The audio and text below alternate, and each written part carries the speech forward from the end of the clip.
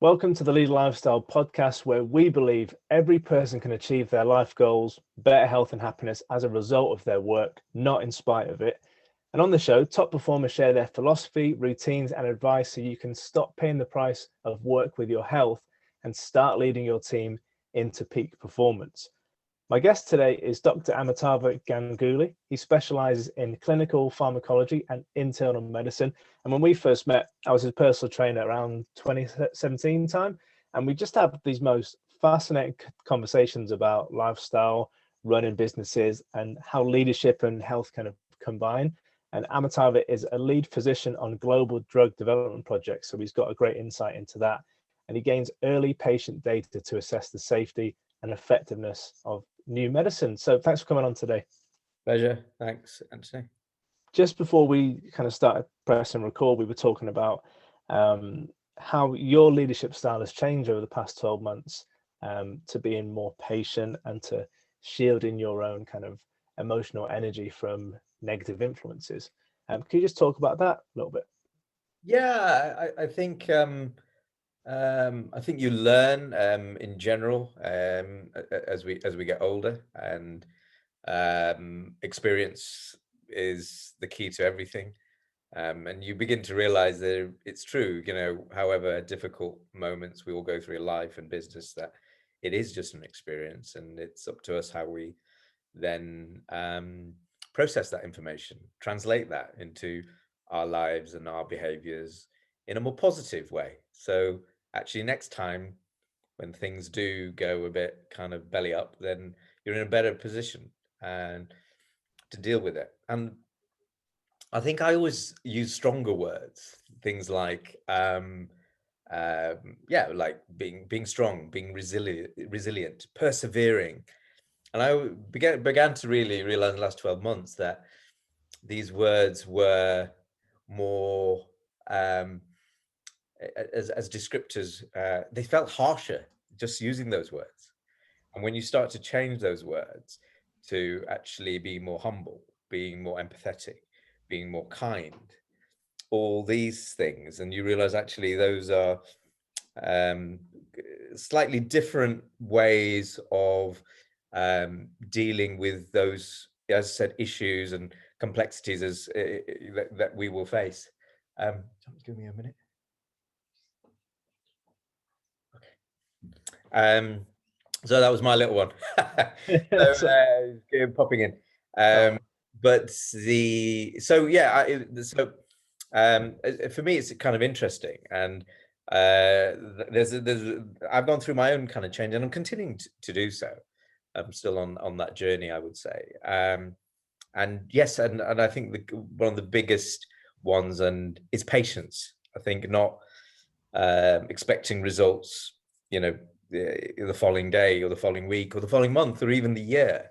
I think when you're trying to build something, as long as your heart is in the right place, that you believe in what you're doing, whether it be a product or a project, that you hopefully have the right people with you on that journey. That's, I think, really, really relevant. And to give it time, to make sure that that you don't see as a wasted effort. Just carry on that kind of hard grind, and it can be tough sometimes, but stay with it, stick with it. Don't expect results immediately. Know when it's the right time to make different decisions, whether you pivot, whether you get investment, or whatever that may be. As long as you're continuing to work, I think that's the important part. Don't expect, well, you're going to get a result if you're doing the same thing. You change things. I think we shouldn't be scared of risk either. I think there's that balance, of course, particularly when it comes to finances, but take risks. I think it's really important to take risks, to push things, and also not to be scared of not just following your own convictions and your vision, but listening to other people. You may have the best intentions, but maybe other people are seeing things slightly differently, and that it could be adding value. So not to be too strong-headed as well. Assimilate more. And I think all these things led me to understand patience is really important. So because these things do take time. So I think yeah, it's a growth journey, growth mindset, and but it's interesting. As I said, I think the flavor of words are interesting, from, as I said, strong harsh words to much more softer words. I think affects you actually deep when you start to think about the more softer qualities of humanity. It makes things a bit different. Yeah, I think when someone does make that mindset shift, because I've seen it with people in sports as well, they actually get to their goal a lot quicker, which is kind of the ironic part. It's almost you have to simultaneously work as hard as possible, but be okay with it taking a long time. Yeah, yeah, and exactly, and just yeah, and that's a challenge at the moment, as we brought in, I think, expanded, and we we're doing more things that not everybody is of that mindset, and that's okay. But what's, I think, really important if you're in the leadership position is that if that is the identity that you want to embed in your company, in your employees, and that is one that will actually, it takes longer to embed, but it will blossom into something a lot more beautiful and powerful, where people are genuinely interested and enjoying their work and excited to work. Maybe not necessarily have the same feeling about the thing that you're doing that you may have, but at least they are enjoying it, and that's really important. Whether this is a stepping stone to going to do something else, but while they're with us in this, I really do want them to enjoy it, and I think that takes time for people who've come in from very strong corporate backgrounds to adapt to that. I think working from the NHS and having that kind of doctor-patient relationships, nurses, middle of a pandemic, you've already kind of built those different kind of social skills, and there's a different kind of culture. You're all in it together, really, when you're working in the National Health Service, particularly now more than ever. So, and that's a nice thing to bring, I think, a nice culture to bring, that you're all together, and that's what I would like to see, us grow in that fashion, rather than, and balance that corporate drive with a bit more of a human agenda. Yeah, as if you're stood next to each other looking at a problem rather than ordering someone around. Yeah. Oh yeah, absolutely. So was there a trigger, last year or the year before, that kind of made you realize the way you were working wasn't the most effective way, and then you started being a bit more patient? Yeah, definitely. I would say with a customer, really desperate to get that deal over the line, and start doing, drive it forward. And what I learned was that, the customer was kind of undecided, and actually applying that pressure was what they didn't need. And there was other kind of, as I said, political issues that were beyond our scope as, as a provider, as what we do, our services. But and it's funny. So when I backed off, I felt like the pressure came off me. I just let it go. So if it was meant to be, it was meant to be. And then something else popped up, which was an opportunity. And it's very interesting, that customer that we that got away from us has come back round and signed a contract last week. But it took 5 months for it to happen. It was a bit of a surprise, but rather than pressurizing, just allowing things to kind of plant, it's little seeds, but it was the right intention, but probably the wrong way about it. And this was more of, and I like that approach. And I think you sometimes are so driven to get the sale, you lose yourself. Yeah. And you create this kind of tension and in yourself, and demand and expectation. And you've got this mindset, I think, as a leader, said, that's my role, that's what I have to do. And actually it isn't. It doesn't feel nice either. You get this pit in your stomach when you pressure people into sales, that it doesn't feel like who you really are. But when you Yeah. when you back off and just have a conversation about it and try and discover what that person's needs and Yeah, challenges are, how can you help them? yeah, And probably the best thing you could have done was give them space and let them perhaps see what you were doing and then come back to you. So yeah, I it was agree. And I think that, for me, that is probably a great, actually, patience. I think it's beyond that. It's not about a customer. It's actually about a relationship. It really is. Whether that's a relationship with your partner, your child, or friends, you need that when the things are a bit, intense. Back off, take a break, breathe, relax, let that person be, let that person. And it's very similar in a way. And so, when we, I think, continuously chasing things, actually tend to get away from us when we just let it be, do the right things, still be, decent human beings, work hard, honestly, integrity, then things start to happen. And it's, whatever that is, whatever that kind of Mm. energy that you're putting out there, maybe starts to come back in a good way. So Yeah, there's it definitely, and we're both scientists, so it is weird to talk about this, but it definitely feels like there's something intangible at play when you do hold yourself to better actions and better beliefs and let the outcome, be as it may. It feels like things just click into, oh, that person I haven't spoken to for years has emailed me, or that person who's perfect for that job role has just popped up at the right time. And when you chase those things, they don't seem to come together.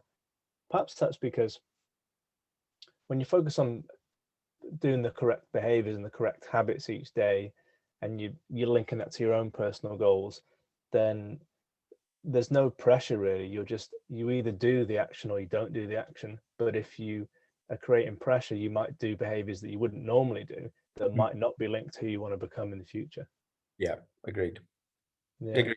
I think absolutely right. It's just, and you just learn. I think you're constantly growing and learning. And if you, for 1 minute, lose that humility and think, I know my stuff. I know exactly what to do. You don't.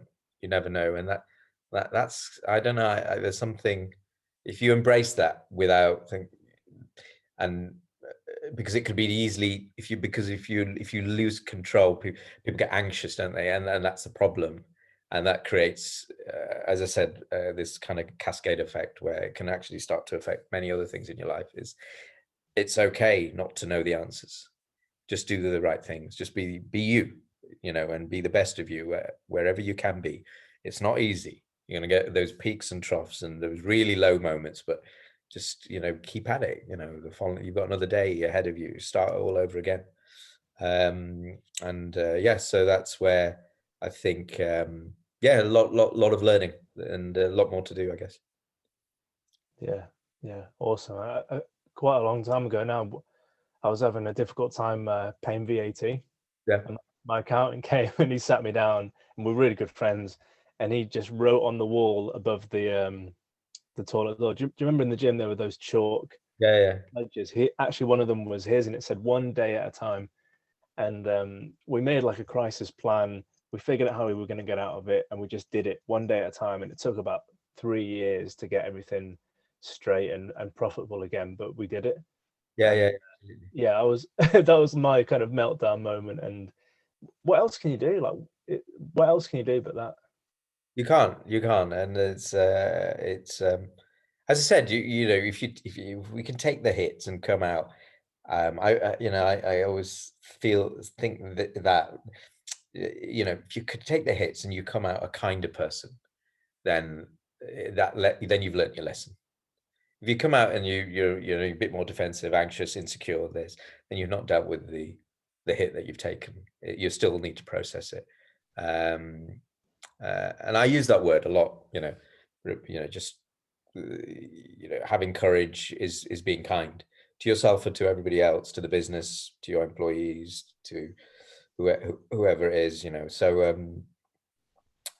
and I said it sounds a bit kind of fluffy, but I think fluffy wins for me any day of the week. So No, I like that. I like that. Having courage is being kind.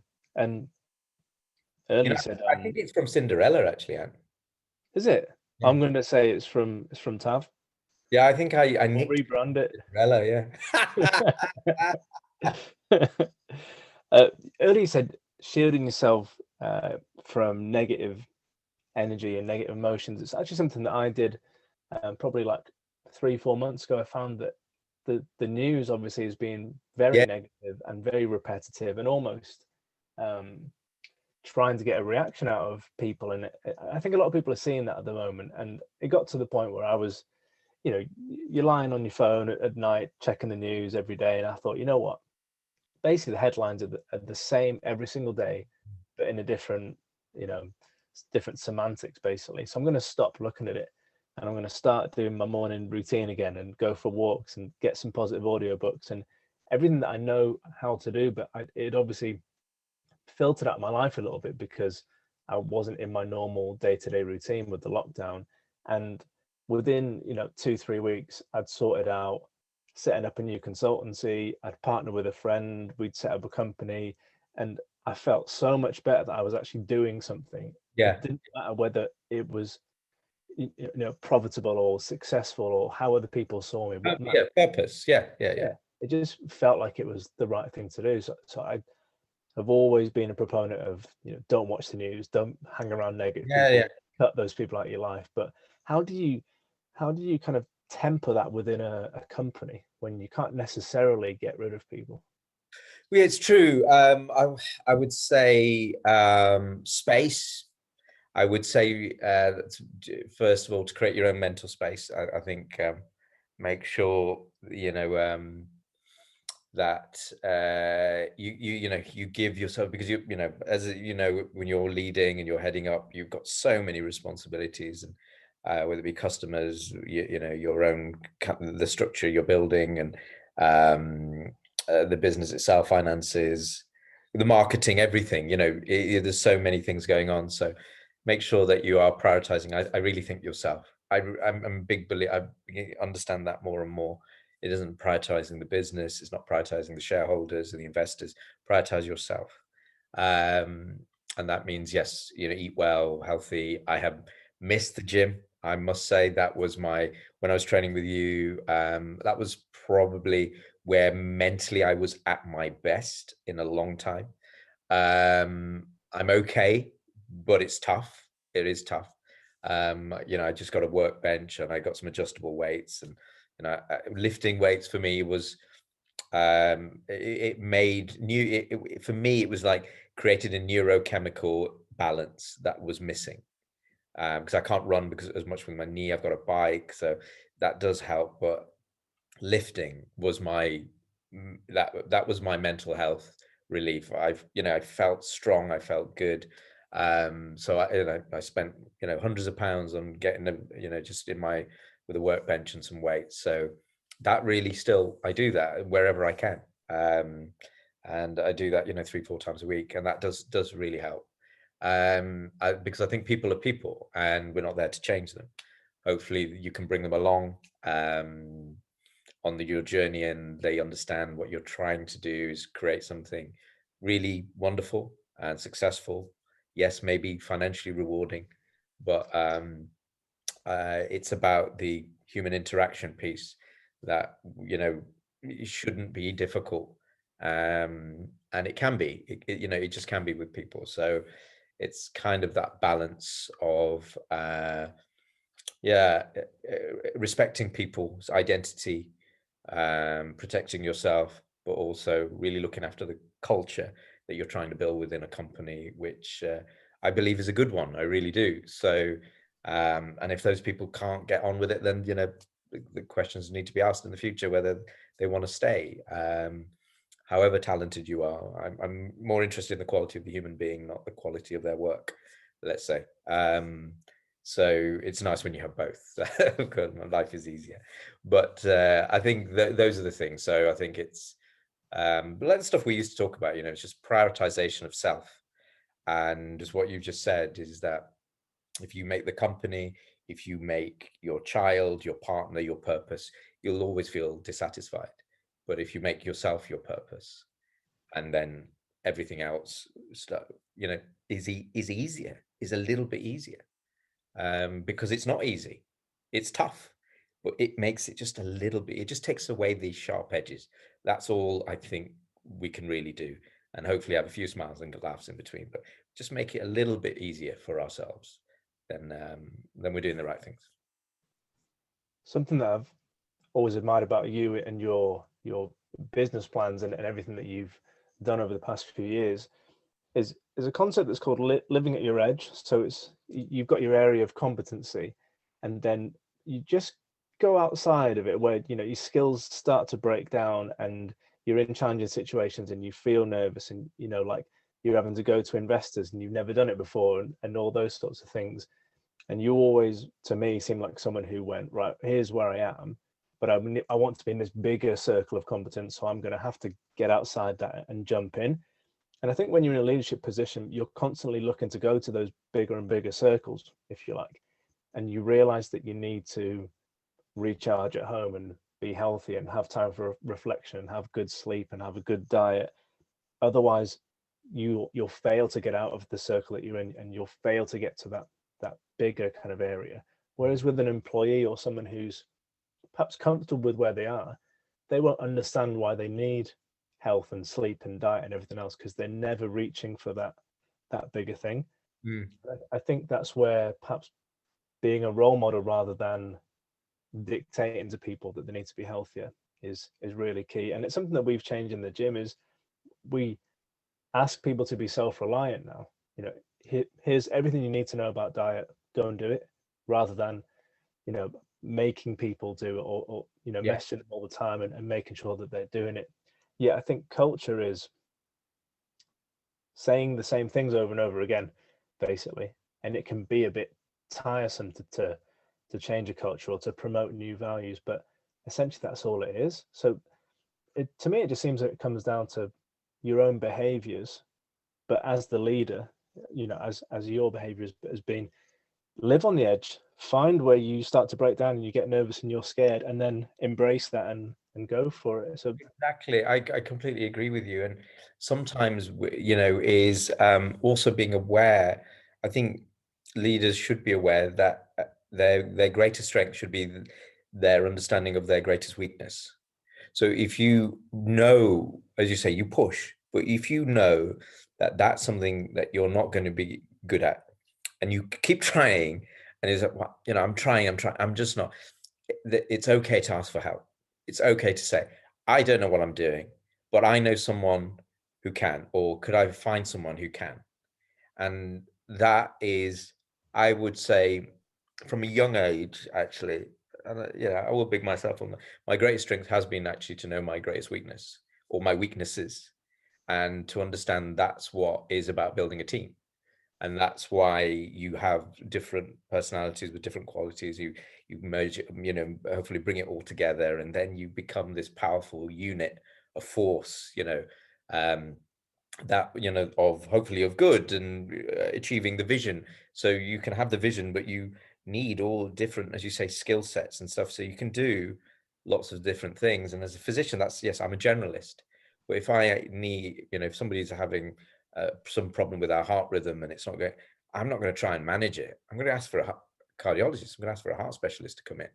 So it's, my actual medical training and what I was in the NHS and as a generalist really has helped that, in knowing that I'm good at actually multitasking and this and pushing myself, this and that. But there's really important to make sure that you also have the right people coming in, inputting, taking leadership actually of things that need to be done. And then what you're promoting as a leader is you're creating more leaders, and they feel, yeah, I have a significant role. So I think that we in those seniors positions, I think we must admit to ourselves that we are not are not perfect. We're many imperfections, but we also have weaknesses, and address them, face them, reflect on them, and see what you can do yourself, but maybe what you can do, bring in external help whenever you need to.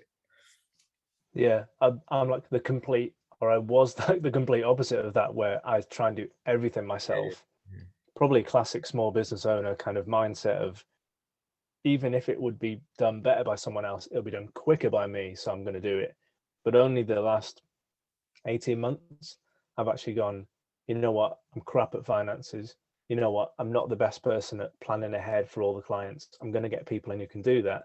And I'm going to see what skills they need and then, help develop their careers. Yeah, And yeah, it's been absolutely. so much better, and so much stress has just vanished from my life, and they appreciate it. And it's actually really rewarding to manage someone and see their progression. And perhaps that's something that comes with maturity, but I definitely never did that until recently. Yeah, yeah. I agree with you. I agree with you. I think you're right. Experience and maturity take you to that place, don't they? And yeah, and then you say you can put your passion and drive in the right bits that actually make you blossom, because we're trying to develop everybody else, but let's not forget about ourselves. Let's make sure that we're in a place of contentment and growing as well, because it shouldn't just be about them. Everything needs to move together. So Yeah, and it's hard to understand sometimes. Like, um, I like doing public speaking. I know you like talking as well, but some people hate that. But then I don't like doing accounts, but some people love that, and yeah, yeah, yeah, yeah. it's hard to understand that people can love what you don't love, but everyone's different, and so embrace that and put those people in your team. Yeah, no, And absolutely. It's changed our business having, that high level of quality, for example, on the finance side. It's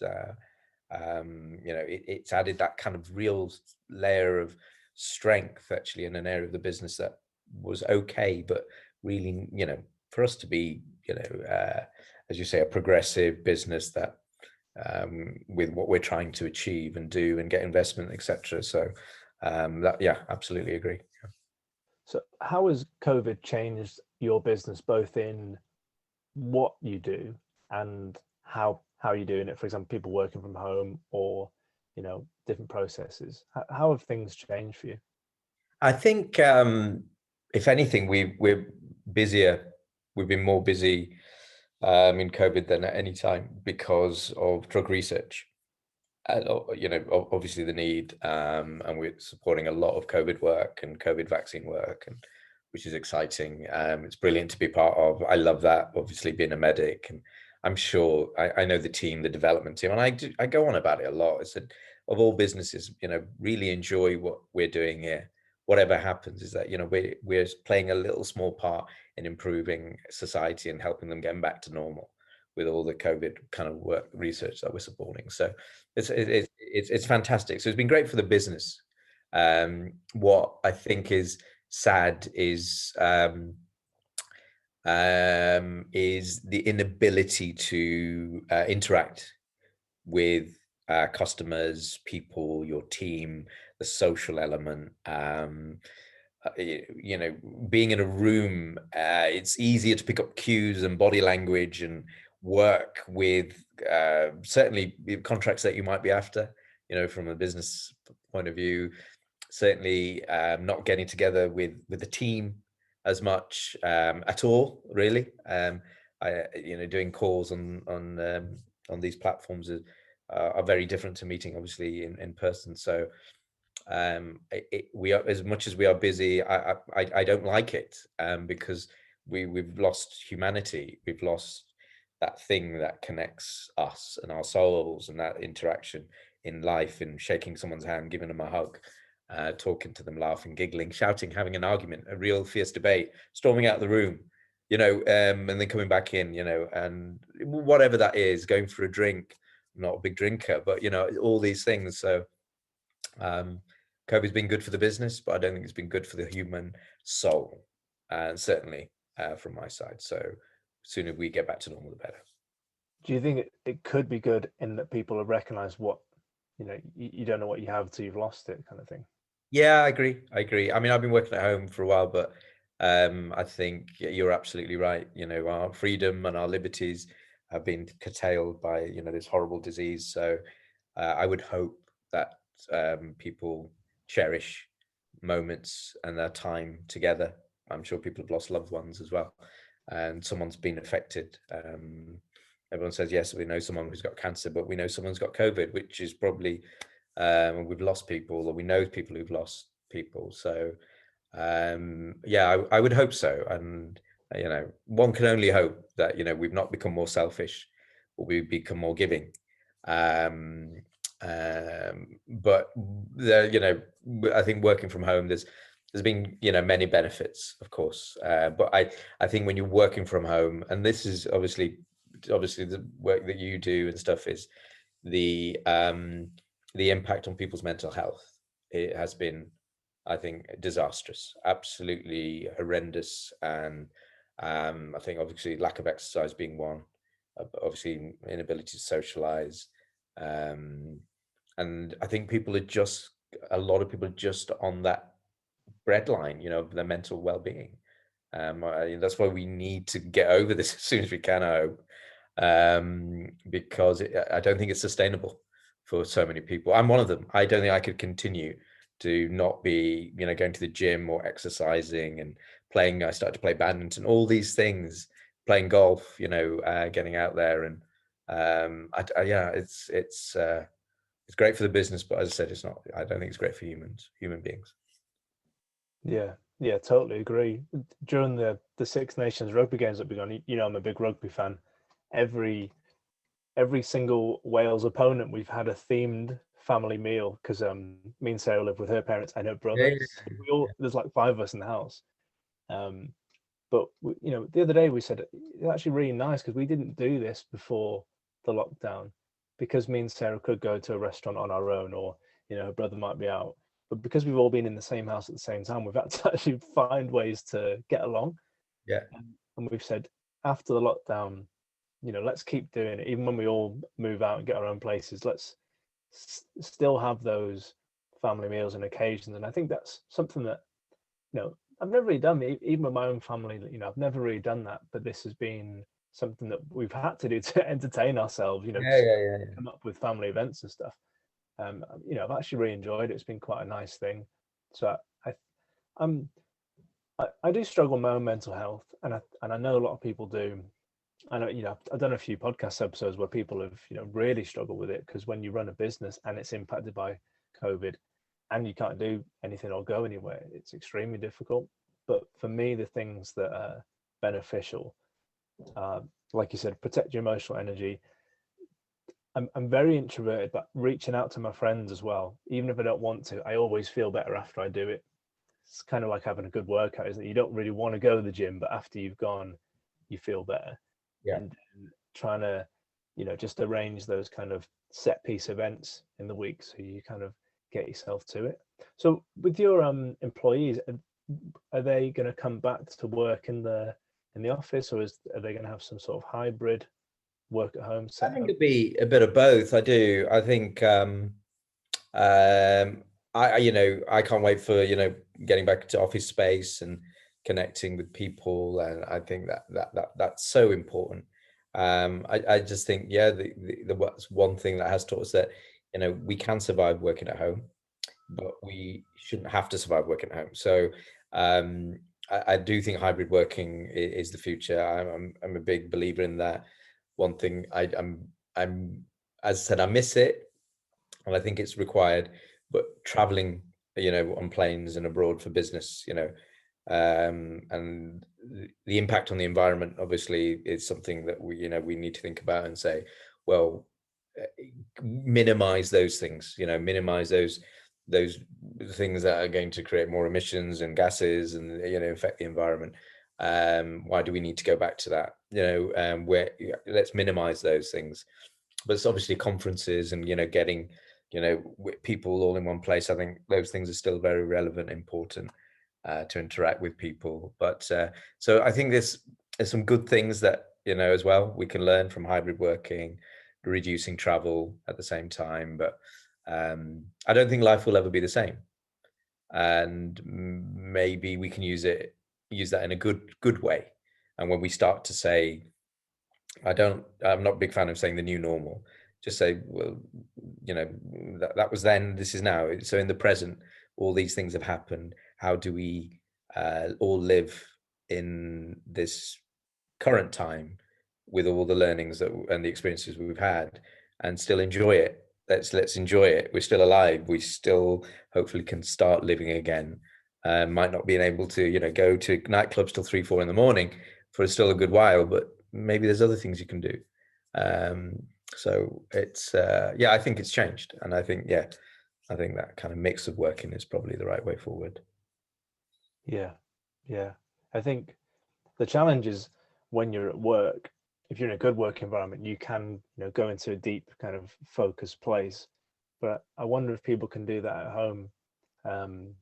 Perhaps they need some support to kind of set aside an area in their home where they can go, right, this is my home office, or you can convert your dining table into an office for a few hours a day. Like, I think it's really important to keep home as like a sacred place to recharge and relax in. I do worry that people are going to be carrying work around everywhere, and those boundaries are dissolving. I think, it's very difficult. You're absolutely right. I've just moved, from my front room up to the bedroom. I've got laptops lying everywhere. Always on, so many devices, this and that. So, as I said, not everyone can do it, and I don't think everyone should. You play to what works for you. I can do it, and I can maintain this intensity. I can work at home. I can do it this way. What I need is but to maintain this, I need to be exercising. I really do. And I go back to what the one thing that I know works for me is that if I lift heavy weights for 30 minutes a day, my tension, my stress levels, my anxiety levels, the pressure on my chest, all those feelings, they just dissolve, they disappear. It is my way of coping. Someone else might need to cycle 50 miles. Someone might have to, eat a whole bag of, kettle chips, whatever it is. That is, find your mechanism. Don't eat kettle chips, but find your mechanism that enables you to get the best out of you, even in the toughest of times. And I think that is something that I've learned. But it doesn't mean I still want to obviously get out and get to the gym as soon as it opens. I'll be in the gym as soon as it opens, and in the swimming pool, whatever. For that, hour, three times a week, whatever it may be. Yeah. You've got to find something that is your release, as you say, audiobooks, getting up in the morning, walking. You've got to look after yourself, not because otherwise, we'll just break. We all will at some point. Everyone's got a breaking point. I think it's only recently that the NHS has recommended lifting weights a few times a week on their exercise guidelines. That's a fairly recent thing, and I think that it is a nice challenge as well. It's quite progressive. You can do it at home. It's accessible to everyone. Doesn't matter what strength level you are. I think it's getting a much different that kind of stigma that was attached to it of just being for meatheads and bodybuilders. I think it's actually a fun way to exercise. So I've got Sarah's mum's doing it whenever she does the chase. Whenever she's watching the chase on TV, she's always I get a pump in dumbbells. No, that's right. I really do. I believe that is underplayed, and if you can do it, because it really, really, really helps. And I know we used to talk about it a lot, as mental health. Before all this, that I was a big promoter of saying, people really, if you can lift a weight, get to weight gyms, lift, a couple of times a week. It will change your internally. It'll have this huge neurochemical effect that there's a lot of research on it, isn't it? Building muscle helps, but you don't have to be like enormous. For me, I don't want to be. I just want to be strong, and that for some way affects my that muscle growth. It certainly helps. So yeah, muscle mass is really linked to mobility and longevity, so it helps people live longer, basically, because they'll be more mobile, which makes perfect sense, doesn't it? But that's how you maintain it, is lifting weights. I think we'll wrap it up there, Mike. I know no worries. Thank you. Thanks. You've got to go pretty soon, but I'm just going to read back some Tav quotes, perhaps Cinderella quotes. So you said, identify what needs to be done, and then create leaders. Put someone in charge of it who is passionate about it, and who's perhaps it's their strength rather than your weakness. You said having courage is being kind, or we can rebrand it as being kind is having courage. Yeah. And then you used to walk around the gym when we used to train saying lifting weights makes you feel great. So I think you've still got all those kind of mantras. Yeah. Where can people find out more about you, Tav, or perhaps follow you on LinkedIn or wherever? Yeah, LinkedIn. I'm going to put some content on the stuff that I'm doing. Actually, we're doing working on a little marketing campaign. So there'll be more kind of coming out there. Probably not on the. I'm probably not going to do lots of kind of, blogs about humanity just yet. But certainly, I think one day I will. As you said, similar to you, got a lot to say, a lot of thoughts and feelings out there. Hopefully, connect with people's hearts and emotions, not just their business intentions and success and ambitions. So yeah, I'm there really. I'm not on social media as much, but certainly on LinkedIn there. I'm out there. So Brilliant. Well, thanks, Tav. I think you got some really interesting messages for people's mindset as well as how to kind of act and behave as a leader. So thanks for doing this, mate. no, Really pleasure, and good to see you. And I'm wishing you all the best with the gym opening again. So yeah, thanks, man. Well, no worries. we'll talk soon, I'm sure. Absolutely. Take care, mate. Take care. Bye. Cheers.